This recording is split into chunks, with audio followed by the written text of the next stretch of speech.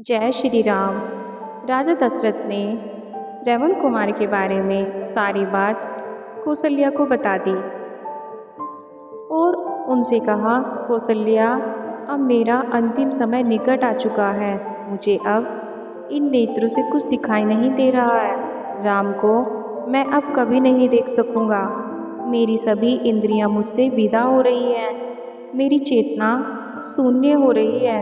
हे राम, हे लक्ष्मण, हे पुत्र, हाय सीता, हाय कुलघातिनी कैकेयी। कहते कहते राजा दशरथ की वाणी थम गई। उनके श्वास उखड़ गए और उनके प्राण पखेरु उड़ गए।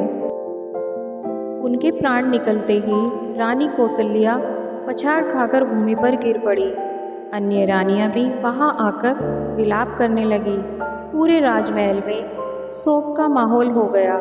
सुख समृद्धि से भरा रहने वाला राजमहल आज दुख का आगार बन गया है। होश आने पर कौशल्या ने अपने पति के सिर को अपनी गोद में रख लिया और बोली, हे दुष्ट कैकेयी, तेरी कामना पूरी हुई। अब तू सुखपूर्वक राज्य सुख का भोग। पुत्र से तो मैं पहले ही अलग कर दी, आज पति से भी मैं अलग हो गई।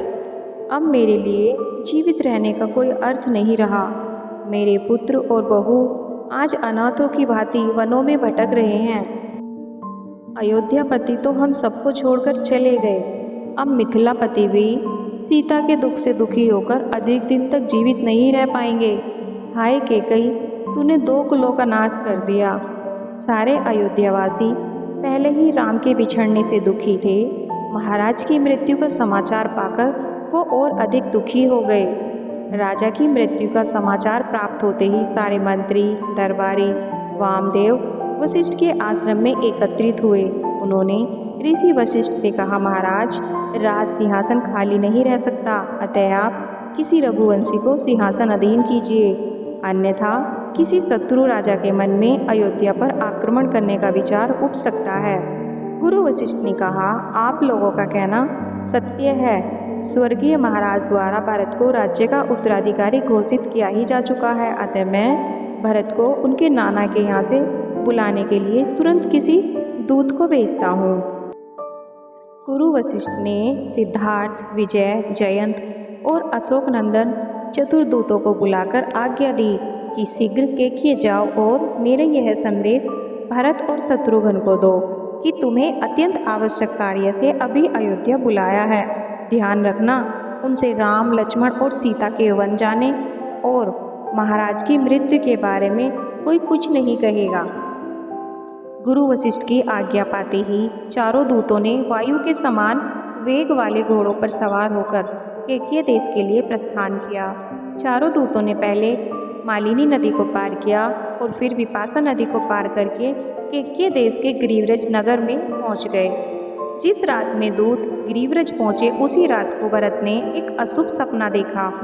नींद खुलते ही वे सपने के बारे में सोचकर बड़े ही व्याकुल हो गए। उन्होंने अपने इस सपने के बारे में अपने एक मित्र को बताया और कहा, हे सखा, रात मैंने एक भयानक सपना देखा है। सपने में पिता के सिर के बाल खुले थे।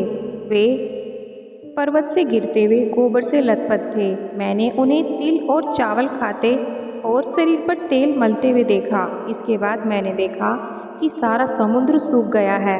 चंद्रमा टूटकर पृथ्वी पर गिर पड़ा है।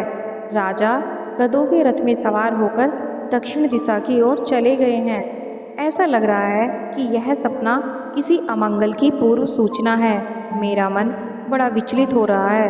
भरत ने स्वप्न का वर्णन समाप्त ही किया था कि अयोध्या के चारों दूतों ने वहां प्रवेश कर उन्हें प्रणाम किया